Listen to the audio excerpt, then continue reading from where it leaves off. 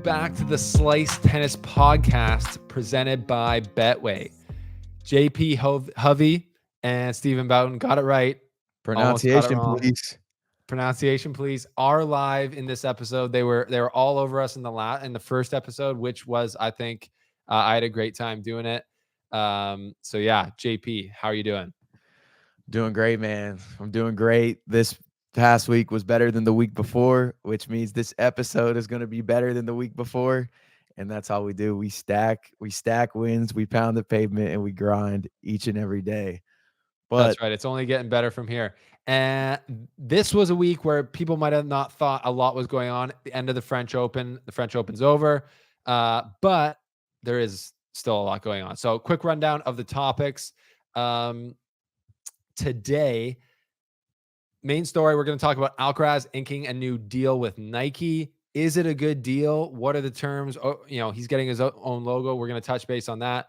JP is going to dive into the Wimbledon prize money. It's increased to record levels this year. Kind of happens every year, but it's super interesting. We're going to talk about what you would do with that type of money. How does it affect the players? They still do, pre-tournament exhibition tournaments and things like that, and appearance fees.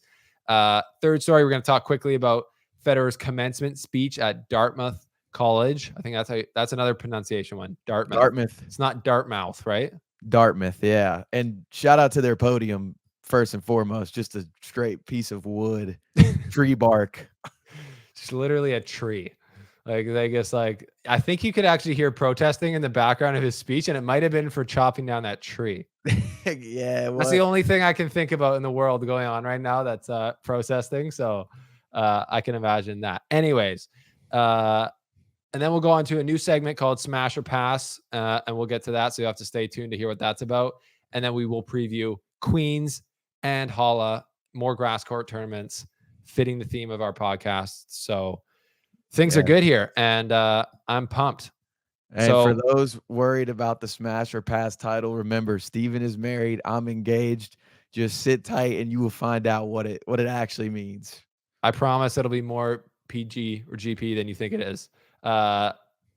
Anyways, JP, how was your week? We got to do a quick week rundown for both of us, and then we'll get into the results. I'm going to share something with you that I learned pissed me off this week. Okay. And I don't know if you ran into this when you were planning your wedding, but for anybody listening that is planning a wedding, now let me know in the comments if you have also run into this or ever thought of this. My fiance's family is friends with, has to be every single doctor in South Carolina. And I think I saw it so many times on people's names that it started to bother me. I'm like, what? Why do we have to put doctor in front of your, why can't you just be Mr. Smith? But no, you have to be Dr. Smith. And when I'm growing up, you introduce yourself to me as Dr. this. My lawyer friends, they don't say hey, I'm lawyer Hovey. I'm producer Hovey. But why do doctors get this right? And it pissed me off. Did it give you a little bit of imposter syndrome at your wedding? You're like, wait, I'm supposed to be the center of attention here. I'm not even a doctor. That's what and that honestly might be the root of my angst is when the day comes, like there's going to be a lot of big shots in the room trying to outdo me. Yeah, that's fair. It's one of those things, man. It's just one of those things. People love to have that in front of their name, and you know what? They go through a lot of brain damage in school, so maybe they deserve it. No disrespect to the doctors at all, to the doctor community. No disrespect to you guys. But if there is an explanation out there that leaves the ego out of it, please let me know because I'd love to learn. Yeah, that's a fair point. But let me know. What'd you get into this week? I don't even know. This week was just, I was following the tennis this week. A lot of Canadians did well this week. So I was up pretty early watching some of their matches in Hertogenbosch, in Stuttgart, in Nottingham. Those were the small tournaments. We'll get into the results of the week. But yeah, watching that. And then I just finished watching the US Open of golf, and not a golf podcast, but Rory McIlroy just, as the Brits would say, bottled it again. I mean, he was up 2 shots on the back 9 and missed a 3-footer, missed like a 2.5-footer on 18 or something like that, like super short. and then Bryson just gets up and down from the sand to finish him off. And I'm a Rory fan. I don't really love Bryson. He's pretty Ooh. cringe for me, to be honest. I don't know. I would love to know how you feel, JP, but that was sad for me. That's like 10 years Rory's been grinding for that, and he missed a 3-footer on 18. And Killed him. that is Rory's. That's kind of his thing now. He's getting memed on Twitter with it. Yeah. But I'm like, when Rory was first coming on the scene, I was about it. I'm like, okay, like we got somebody to replace Tiger. The Yeah. dude's dominating. He's on the PGA Tour game.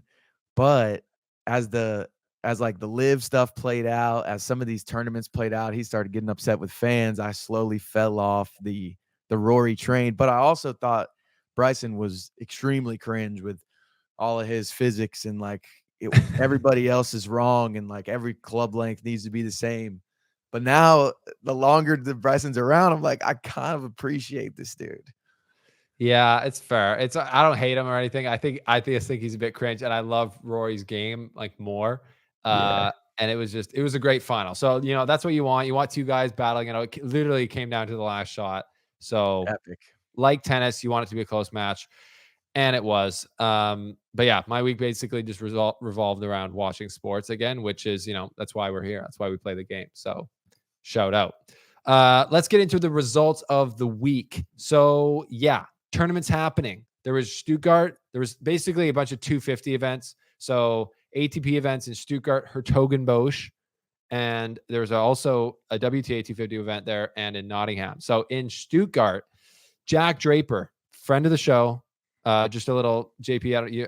I say friend of the show basically for anyone who's ever like looked in my direction or talked to me on tour. I Technically, love it's that. whoever's like I've done a video with, and we did catch up with Jack Draper in Winnipeg last year, which was pretty awesome.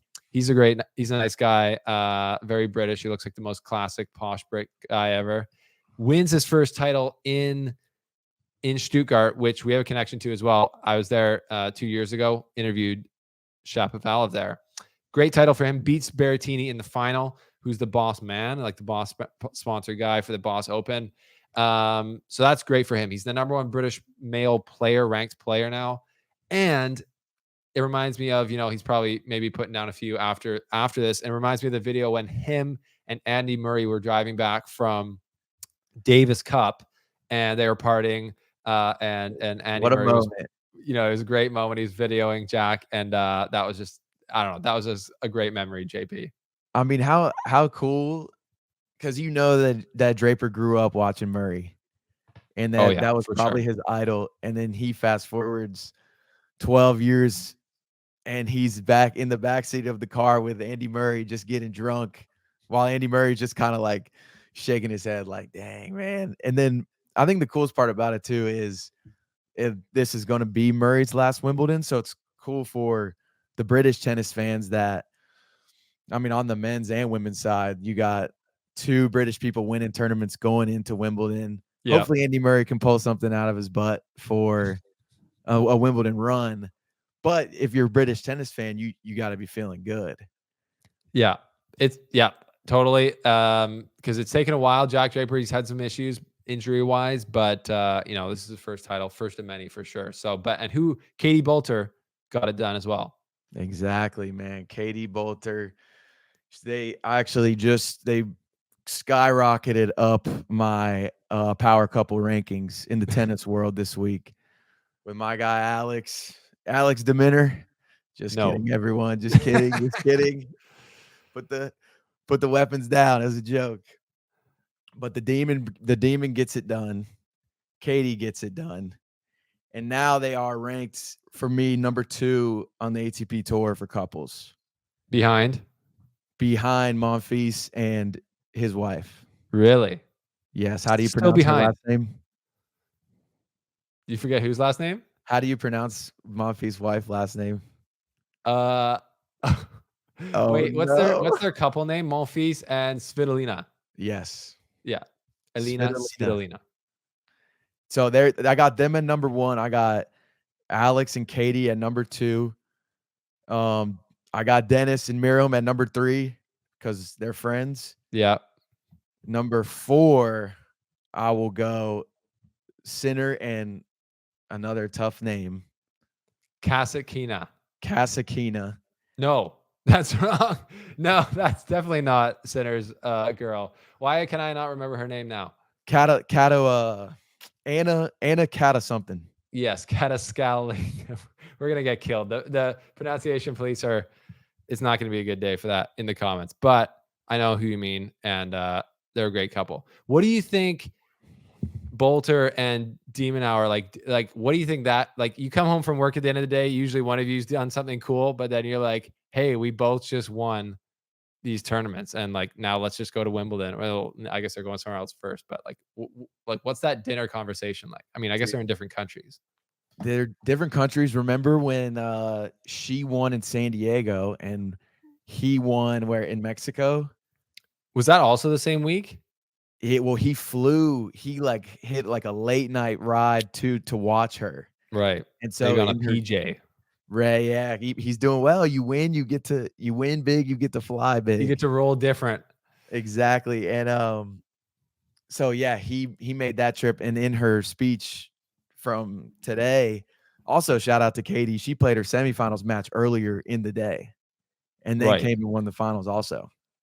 That's crazy. Yeah.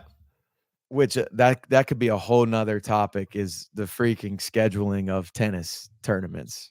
Oh It yeah, I it know. blows my mind. Yeah, Um, it's that's I don't know if that'll ever change, unfortunately, but it is a painful thing for all of us. I think what they're missing out on too is like, say like the average American fan who doesn't really keep up all the way with tennis. Say if I Google somebody's name to see when they're gonna go play, it'll give me the preview Yeah, and it'll say 9 a.m. with like a little asterisk by it. And then you subject just to keep change. checking and Yeah, it's like no later than 1:15.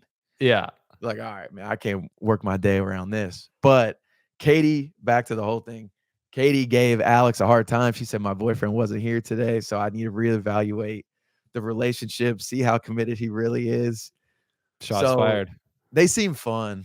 They do seem fun. If I'm, they're both massive catches as well. Like, just seem like a great couple. That's very funny. That is a cool. The people who read the gossip magazines, they love that. They love that story. Both winning on the same day. And then in the fourth tournament that was going on this week in Hertogenbosch, also the Alabama Open, but just on the women's side. So de Minaur wins it on the men's, and Ludmila Samsonova wins it on the women's side, defeating Bianca Andreescu, big friend of the show, Canadian. So Samsonova, she's been a great player, solid player for a while.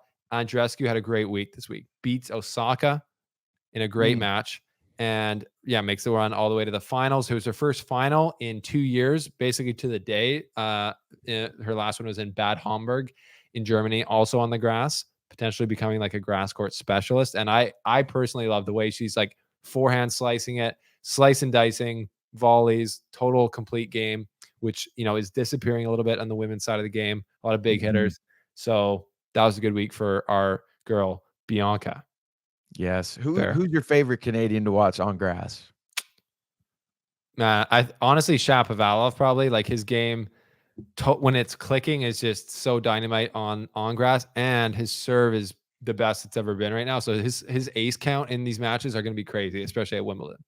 Dude, yeah. I mean, his game is so fun. It's so big, and I mean, I do love the emotion also. But Yeah. hey, grass court season Grass court could be season. Canada season.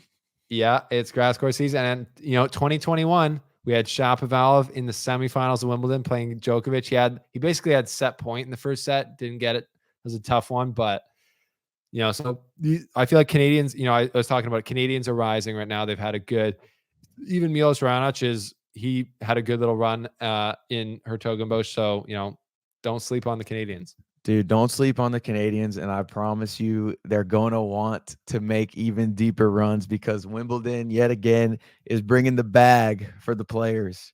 Correct. Every year they reset their own standard. Correct.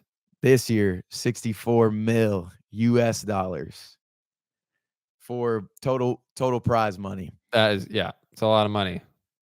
And then I think like what I was reading in this article too, there's always a lot of critics that will say the sport, the tennis, how can we bring more fans?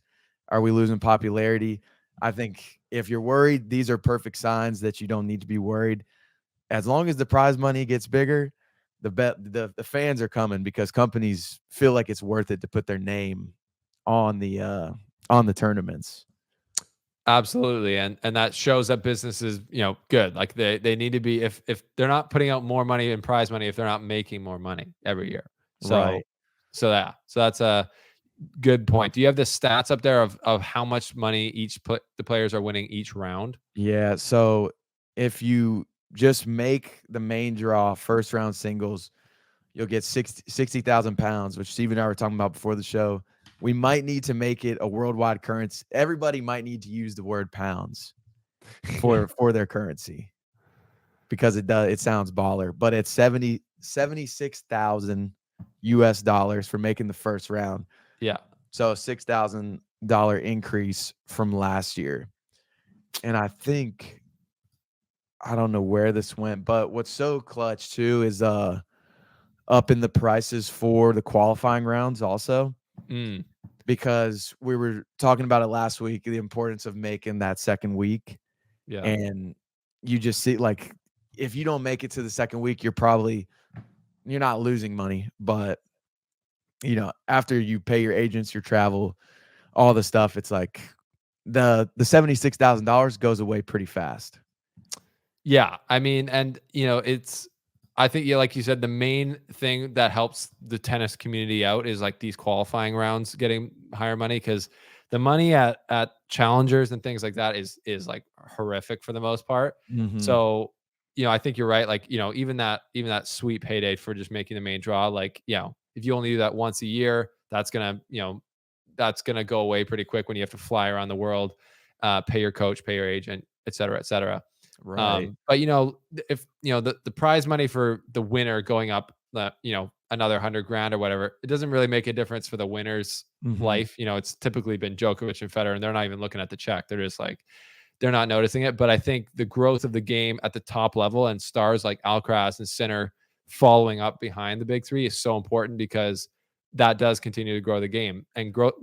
People always say that, but what does that mean? To me, it means like making sure Wimbledon's sold out every year, making Right. sure the French Open and all these tournaments are gaining more people coming to it, because that money does trickle down. Maybe not as fast as a lot of people would like, but it does trickle down into the qualifying and then into the federations and into these smaller tournaments that the players who are coming up next are grinding at. Right, which it does go so missed because, like you're saying, trickles down into the federations. I know when I was learning a little bit about Dennis's journey, it's like he wasn't chosen by the Canadian Federation to receive funding when he was young. That's right. So then it changes the whole game from the family perspective, and they're grinding for it. And I know last year, the kid that won the next gen finals from Serbia, Oh yeah. the whole story comes out that they were like not his dad thought they weren't going to be able to kind of do everything necessary for him, and ultimately Djokovic came in and like offered to foot the bill on a lot of this guy's like youth career, and it's like, man, we could be missing out on some of these players because they don't have the finances to even get that first shot.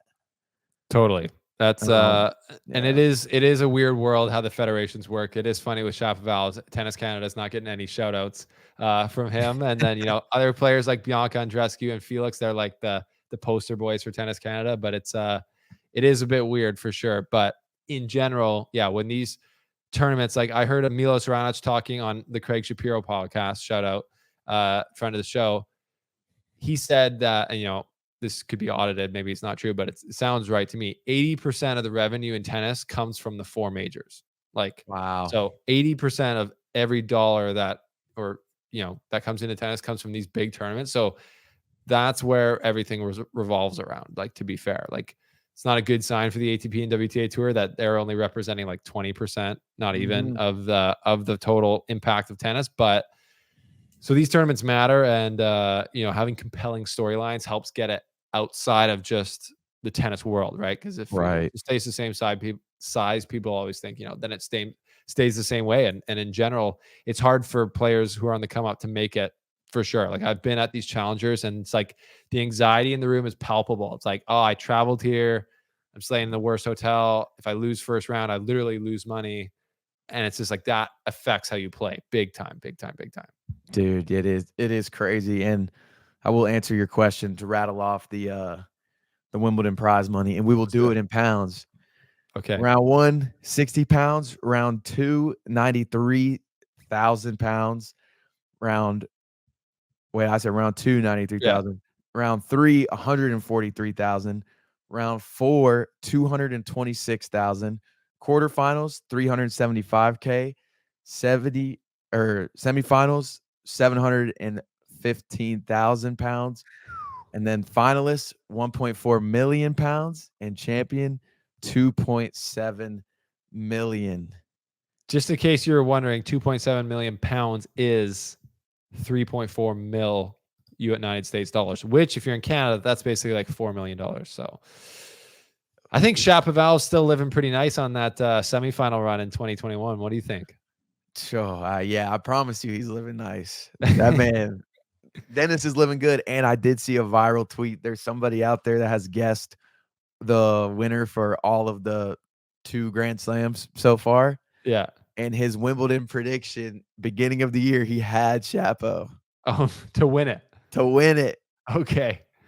I mean, that's crazy. I will say I love Shapo and I believe in his game, but I will say that's pretty crazy. But with Djokovic, Federer, and Nadal not being there, it honestly feels like there's like now it's even more wide open. But before we move on, there's the money. We're talking about the money now, and if you notice that players are always playing these exhibitions, you might not really understand like the what's going on there.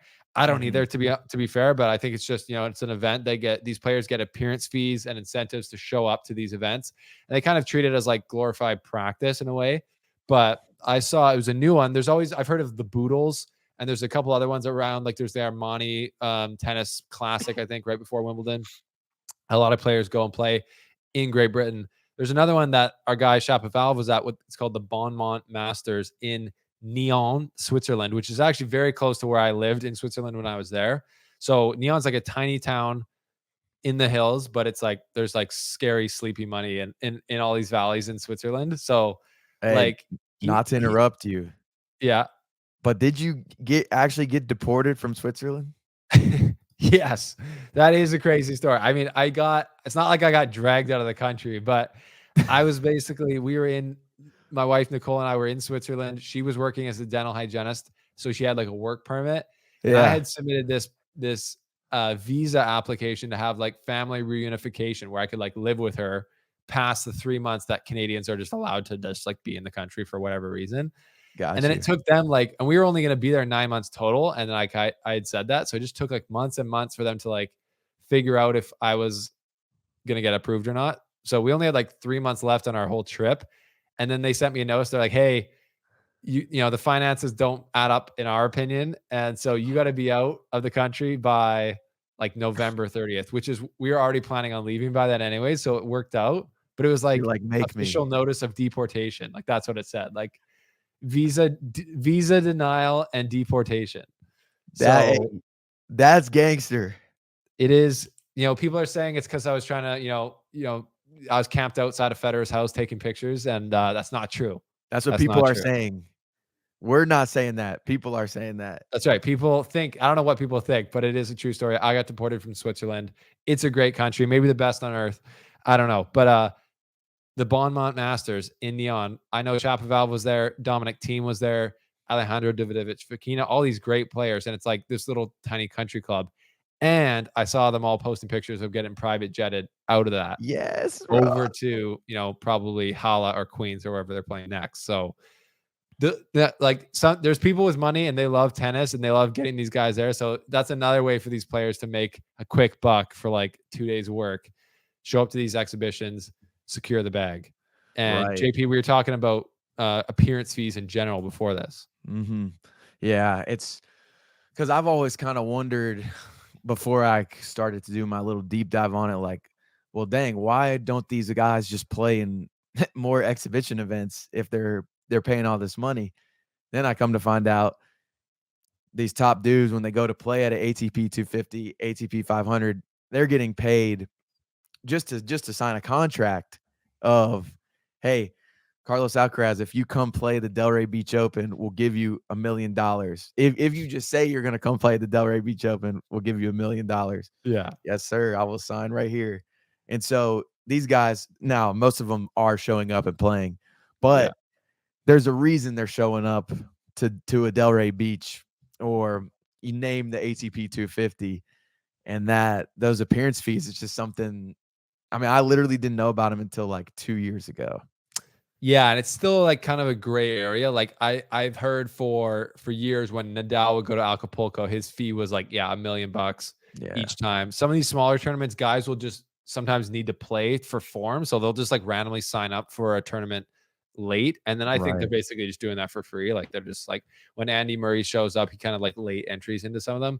I'm not exactly sure how the deal Mhm. works out there. Um, What, but what were we what do gonna you say? what do you think about Patrick? God, that's another just horrible last name. Patrick Mortaglow, Yeah, Muratoglu. Moratoglu. The UTS showdown. I mean, I think it's cool. It's funky, right? Like they got it, it's entertainment. That's at the end of the day, all tennis is entertainment. All sports is an entertainment product. And if, I would, if that was in my area, for sure, I would be going to see that. Like I'm there. I was I'm trying to go there. to the Los Angeles one, and they got all the best players, all the exciting guys that you want to see there playing. So yeah, I think it's cool. It doesn't conflict with the ATP tour or anything. It's not like the Live tour. It's not starting up. They're not trying to replace anything. They're just trying to add, which I think I buy in on. Yeah, I'm a fan of Patrick. I used to be pretty on the fence, but I think in general he's good for our game. I'm all in, dude. I always see some nice classic black and white Pat videos where he's dropping some gems. There's some epic music in the background, some highlights playing of Yeah. whatever player he's coaching. I'm like, this guy gets it, man. He gets it. Yeah, no, he does. Yeah, he's got an interesting background, which maybe we can do another deep dive on. But our main story, we kind of did the preview there. The main story of the show here, Alcaraz inks Nike deal. JP, do you have the details in front of you? The details in front of me. I did. I I have a lot do. of tabs up right now. That's all good. I do. I got them right here. 15 Perfect. to 20 million dollars per year. Is that right? Because I was Yeah, yeah. when I first looked into this, I thought it was $15 to $20 million total, but that's not Oh, right, no, no, yeah, per year. per year. So that is a huge deal. And Alcaraz, obviously, like nothing needs to be said about where he's at. Everyone who's been following tennis knows he's the guy right now. He just won his third major, just beat Sinner. A lot of people are saying Sinner's only number one on paper. We can address that maybe on a different pod. Mhm. But that deal is big time cajones, as he says. And he's the only player now, I think, other than Rafa and Federer, to get his own Nike logo in his like clothing line. So 10 years, 15 to 20 million per year, which is massive. JP, your thoughts? Initially, I read it, I'm like, dang, Alcaraz, he got the bag. And that's how, I mean, obviously that's a great deal. Shout out to his agent, whoever figured it out. I mean, he's young in his career, and to secure that much guaranteed money, no matter what happens to Alcaraz, he's got this 10-year Nike deal. And injuries happen. So I'm Yeah. sure that plays a part of it. And Alcaraz has dealt with some injuries for sure. Um, but then there's also part of me that's like, man, 10 years is a long time. Yeah. And in a sport in tennis where now obviously Federer, Nadal, and Djokovic have kind of bursted that, like, your peak being, 27 to 32. They Yeah. obviously like are winning Grand Slams in their mid 30s.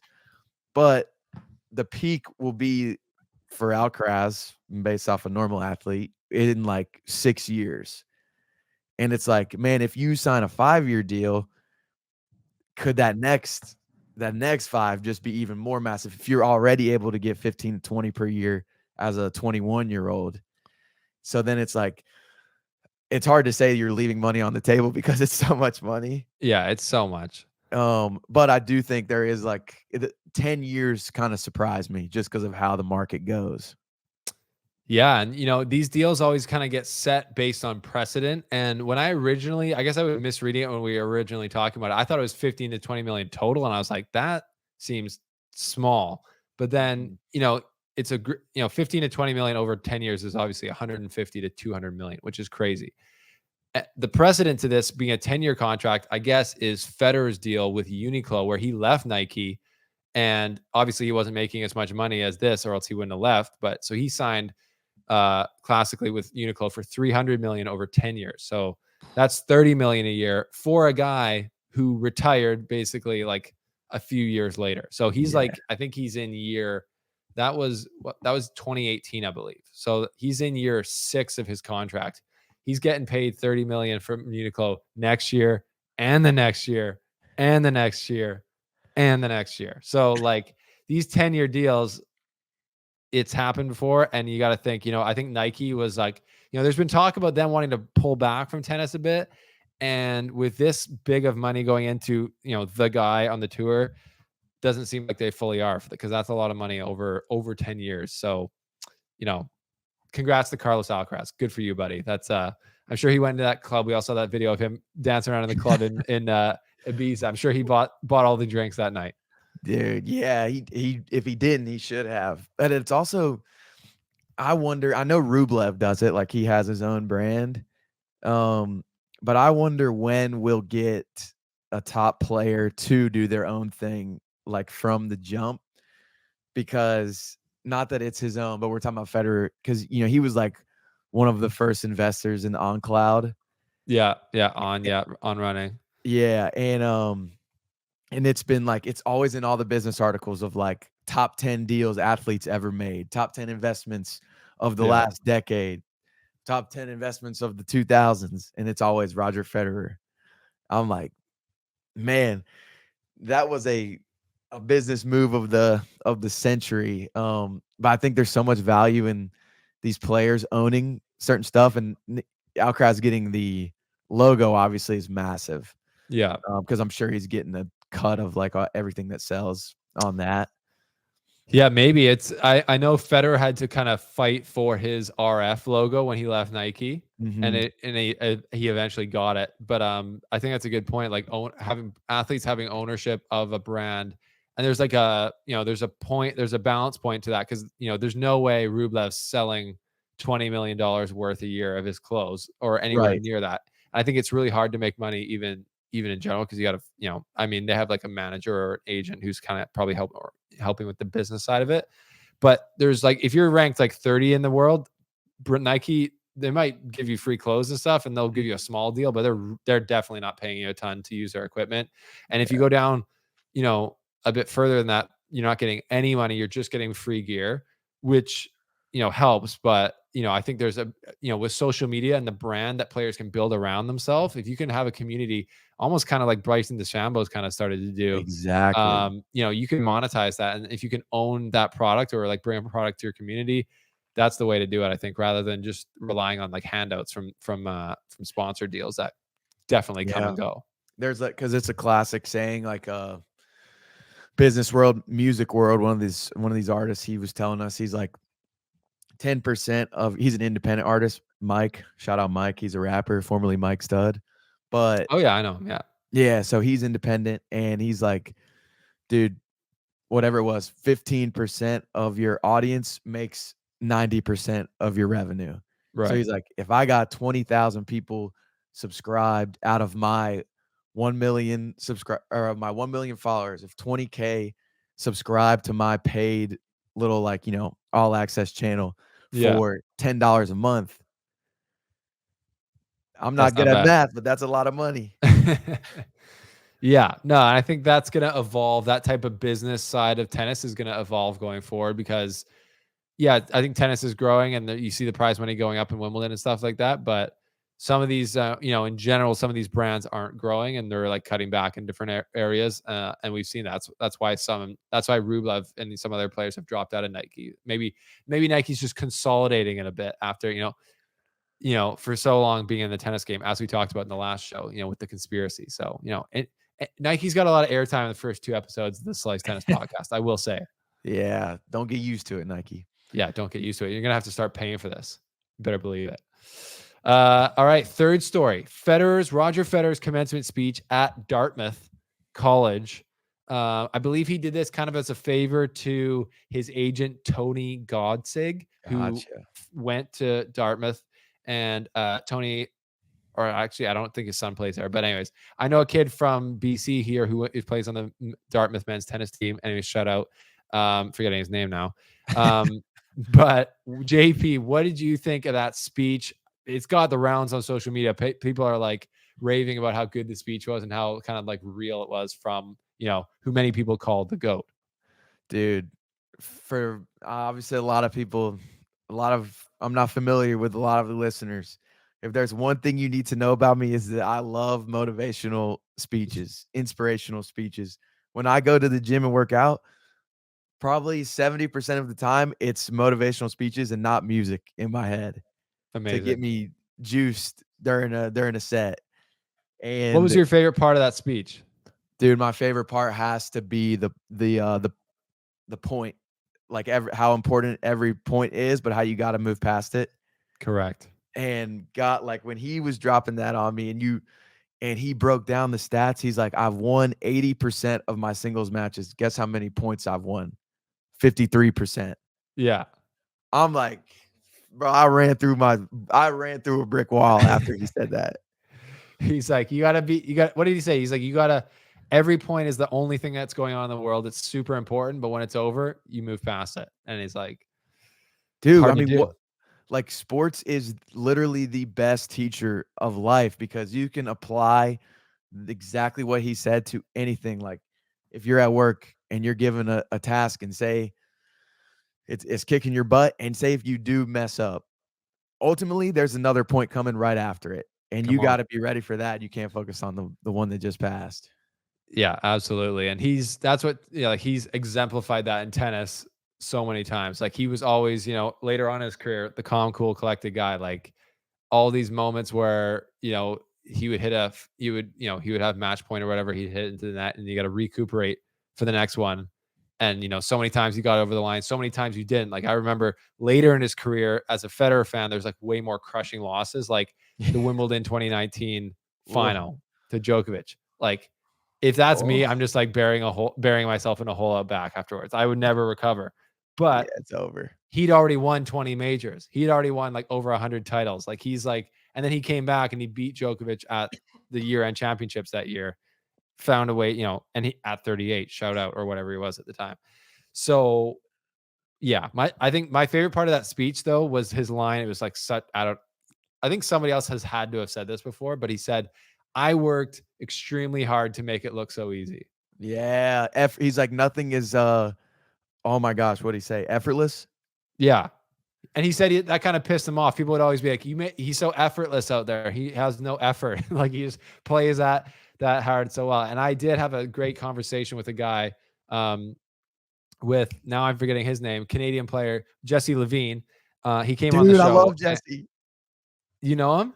That's my guy, bro. That's my guy. Okay, we're gonna have to talk more about that. That's sick. But yeah, he's great. And he went and trained. I'm sure you know the story. He went and trained with Federer in like Saudi Arabia or Dubai or wherever they were back like maybe 10, 15 years ago when they were a bit younger. And he said Federer was a savage on the training block. Like he would practice for 5 hours straight in a training block. A lot of guys will do 2 a days. Like they'll go hit for an hour and a half, hit for an hour and a half in the evening and work out. He would like work out and then practice for 5 hours straight in the sun. And his thought was always like, you're going to do this in a match. Like you got to practice like you play. And so Federer would be out there not breaking a sweat, correct. And then he said, it's not because I didn't work hard. He's like, I worked hard off the court. I worked super hard to make it look so easy. And that was like, damn, juice. That is sick. Literal natural juice. This is what Roger Federer has. Natural juice. I did see a funny meme. It was just like, Federer, I worked super hard to make it look so easy. And then it's like, also Federer. It's like a video of him warming up. And it's just like the most lazy warm-ups ever with the most natural talent, just flicking his wrist, like slapping the ball around. It's like, there's a bit of both. There's definitely a bit of both. But I mean, it's kind of crazy he didn't mention the time that you kicked the tennis ball back out to him in Miami. Well, yeah. So people might want to know that. I trust me, JP. In 2019, I was definitely telling the story, but we got a lot of new A fans since lot of then. new listeners. One of the first media credentials I've ever had, and potentially the reason why it's harder to get from you now, because I was just running around there like a madman, like shaking people's hands. They're like, "You can't do that. Like, don't talk, don't talk to the players."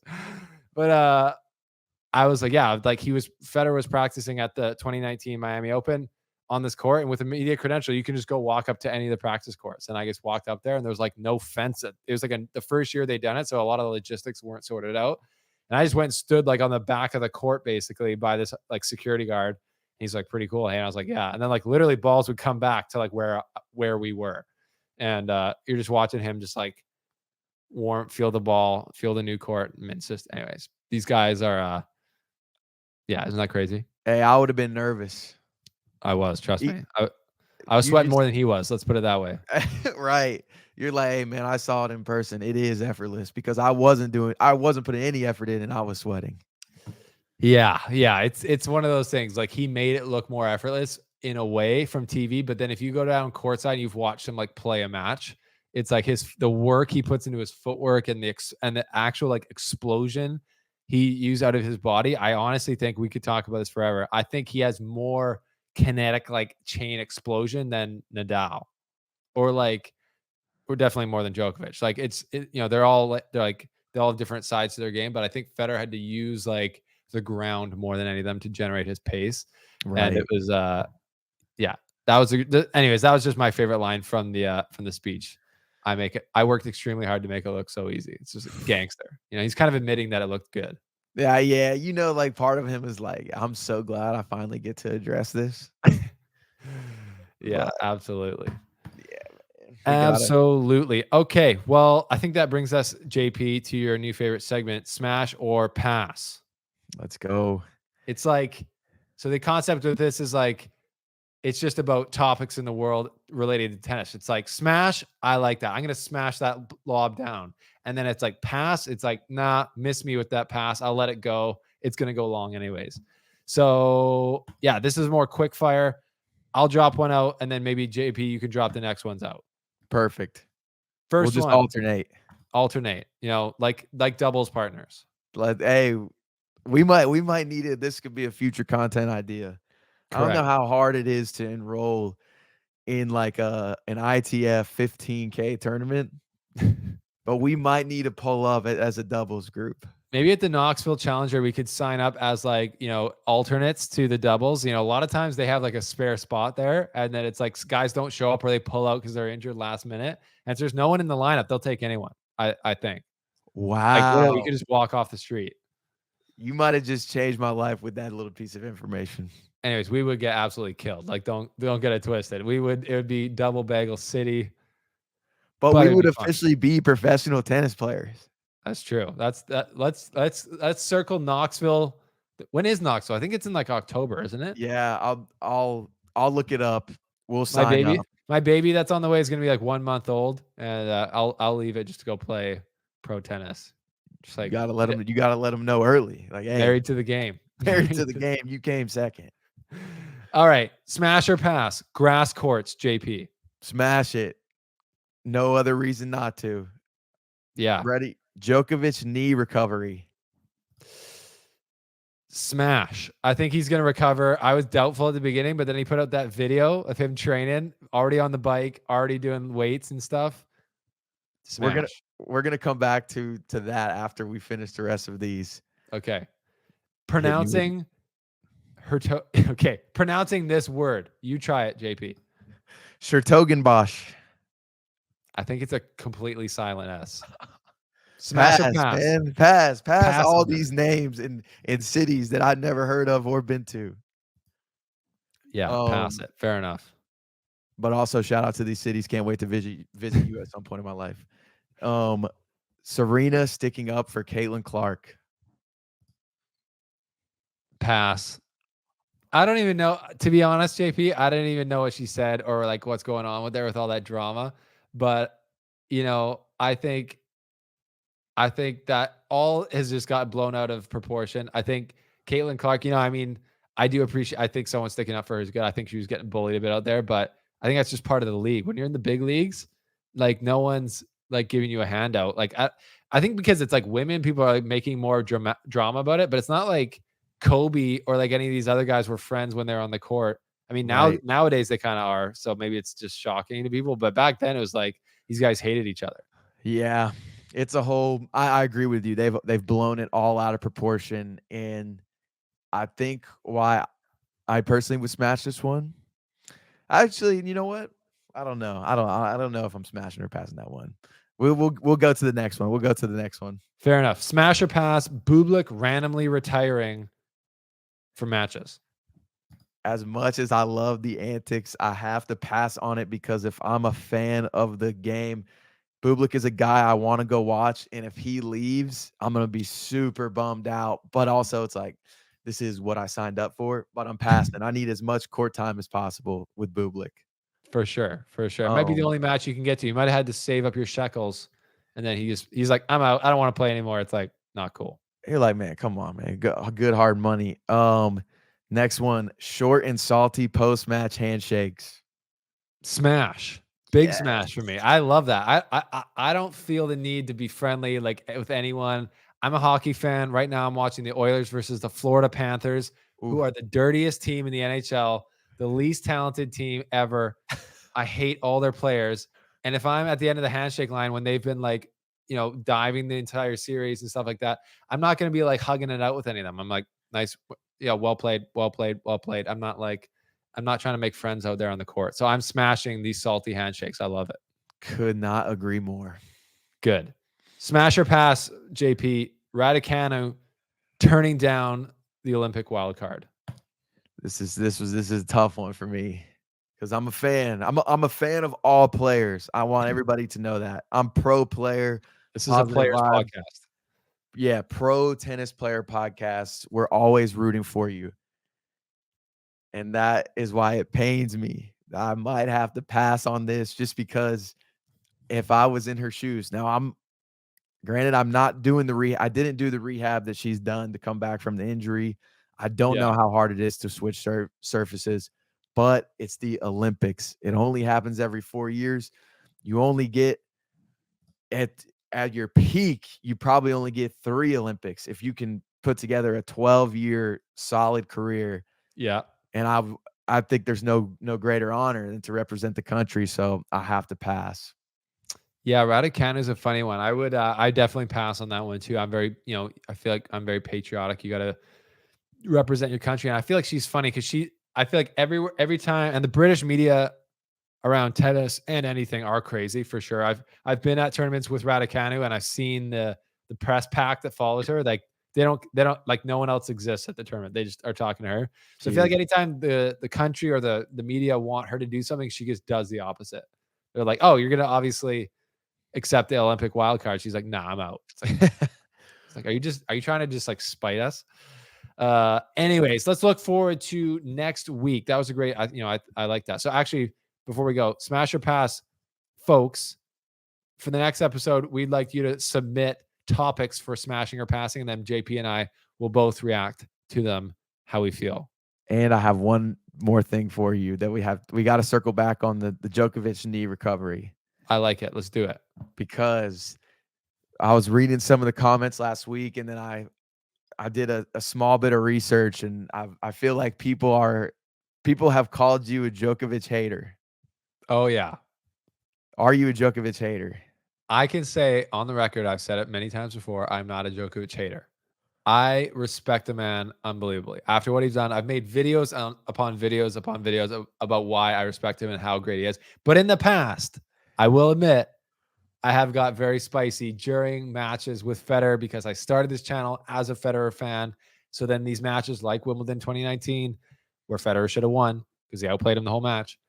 And, certain other matches where Federer was injured, and I felt like Djokovic didn't give him the respect that I feel like it was deserves. I may have said things that made it seem like I hated Djokovic. I do not hate the man. I don't hate anyone. Try not to. So yeah, I'm not a Djokovic hater. Is he my favorite player on tour? No, I'll say that for sure.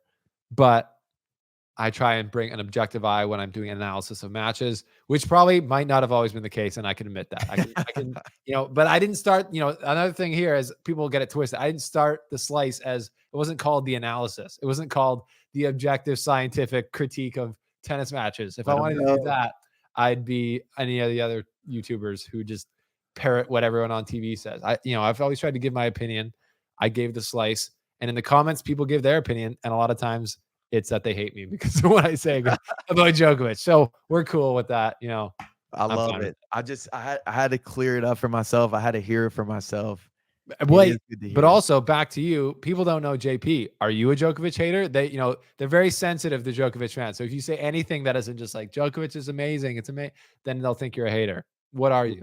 They will not find that with me because I am a Djokovic fan, and I've been a Djokovic fan, There you go. and then he pushed me over the top when he did when he helped start the Players Association, got these guys guaranteed money that are lower ranked on the tour, started doing all of these things like for the players, and I'm like, Mm, man, this man really is like changing the lives of young professional tennis players. And that is word. a rare feat in sports. It's a transcendent move. And he also has Tom Brady in his box sometimes. So, And Matthew McConaughey. and Matthew McConaughey, arguably the coolest American ever. Yeah, I would agree with that. He's got a lot of interesting people in his box. No, yeah. So that's a good clear up there, JP. We will see if he plays the Olympics. We will see. Yeah. Obviously, that's his goal because, like you said, the Olympics doesn't come around that often, and it's basically his last try to win an Olympic gold medal in singles, which he has never done. Yeah, that would be an epic way to go, man. We would think about the legends that got to go out great. Federer, he got to grab one last Australian Open, correct? Well, a few. He kind of had. Yeah, he won the Australian Open 2017, What was the last Wimbledon tournament he won? 2017, Australian Open 2018 to get to 20. Yeah. Yeah. So he had that one. Then you got freaking Messi winning the World Cup Yeah. in his last one. I love to see the legends of the game like get that last thing. Yeah, it's I love to see that too. And in tennis, I think is notorious for not giving that to their legends. Like you could argue that Federer, it was pretty sad to watch him like basically his knees eventually gave out. If he had fine knees, he would have been chopping most of the tour still. But and then, Djokovic is now he's at 24, so he's kind of got it. But his knee issues, like I'm concerned that this is going to compound and it's not going to be coming back to full steam. Nadal, it's been hard to watch, but yeah, it would be great to see him. And I do think if he did win Wimbledon somehow, it would be like instant retire. Yeah. I'm out. Yeah. I'm out. Mic drop. That would be crazy. That would be crazy. That would be crazy. Okay, looking forward next week or this week, we've got on the ATP side Halle and Queens, the two ATP 500s on grass. Great tournaments. In Germany and Halle, we've got Yannick Sinner as the first seed, and we've got Zverev as the second seed. We've got Medvedev there, third seed. Rublev, fourth seed. Hurkacz, Tsitsipas, Bublik, Auger-Aliassime. Absolutely stacked, JP. Stacked. Like, And then in Queens, we've got Alcaraz, who won the tournament last year. And I should really, I like to talk my talk whenever I get something right. But I said during Queens, I made a video saying why Alcaraz can dominate on grass and be amazing on grass. And it was no one had known yet. He'd basically not played on the surface that much. He ends up winning Queens, and then he goes and wins Wimbledon. We all know that. So yeah, he's pretty nice on the grass. We've got Alcaraz, Minaur, Grigor Dimitrov, Taylor Fritz, Tommy Paul, Ben Shelton, Holger Rune, Hugo Humbert. There, I think of a bit of a better lineup in Halle, if I'm just being honest. What do you think, JP? yeah, I mean, I think what's always because I'm a Musetti fan. Okay. And I like his game. He's fun. I feel like he's super up and down. And so if I'm the demon and I'm the 2 seed and I get put up with Musetti, it's like we're just speaking about how great the draws are. Yes. It's like, man, that's your first round. Sebastian playing Kaichanov first round. It's all over. Yeah, like That is a crazy draw. Like they're so small. It's a 32 player draw, which I love because you get all it's like every round is tough. Like for another one, who was it? Well, Ben Shelton is playing Giovanni Impesci Pericard, which I think I just got correct, which is insane. From France. That guy is a qualifier. He's like 6'6". He's a beast. So that's not easy for him. Who wild card Xiao Fonseca, he's amazing. He's playing James Duckworth, who qualified, so he's probably gonna win that, to be honest. And who else am I looking at? The wild card for am I blind? What's going on Didn't here? No, there's Duckworth? Andy Murray's a wild card that I just can't see. Oh, I'm looking at Queens. There we go. Wild card, sorry. That was in a different tournament. Andy Murray plays Alexei Popyrin in the first round. It's like a wild card. And then Milos Raonic is playing Cam Norrie in the first round. Like the first rounds of these tournaments are nuts. Milos, man, he is on all the little tennis betting accounts I see, they Yeah. always hammer him in that first round. They're like, this is where the value is. Well, dude, on the grass, especially, he's literally told me. So he was my first ever big interview, and he told me, he's like, when I get up a break in a set, I basically just go on cruise control because I know I'm not getting broken back. Because I was talking about bagels, like like giving a 6-0 set. He's like, I actually very rarely get a bagel because when I've gotten one break, I'm not really trying to get like 2 more Right. in a set. Like it's over. It's not really me. I gotta stay true to me. Yeah, like I'm not a big full effort guy. Yeah, dude, that is nuts, man. No, but You yeah. know that Anyways, makes I some can see other why the players bookies sick. love Milos in that. Speaking of bookies, shout out to Betway, our presenting sponsor. I think that's the pod, JP. Yeah. Any closing thoughts? Man, no closing thoughts other than I'm pulling for the Americans in all the upcoming tournaments. I think Sebastian Korda is our sleeper. Really? Sebastian Corda being a sleeper. He hasn't, he's had a bit of I feel like a plateau. So, I feel like on the grass, Ben Shelton, like Wimbledon, Ben Shelton, it's going to be scary. That serve, literally capping it at 150 miles an hour. It's just, He freaked, man. 140 used to be like crazy, ridiculous, like hard. And I've seen Shelton's got up to, I believe, 150 miles an hour. Yeah. So I'm just I'm a big Korda fan. I got to know him a little bit at IMG, and I Okay. think the family.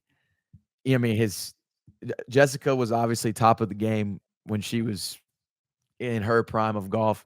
Nelly, I mean, she might go down as the greatest women's golfer of all time. True. And Yeah. then you That's got crazy Sebastian. family. He just made the final, or he made the final, yeah.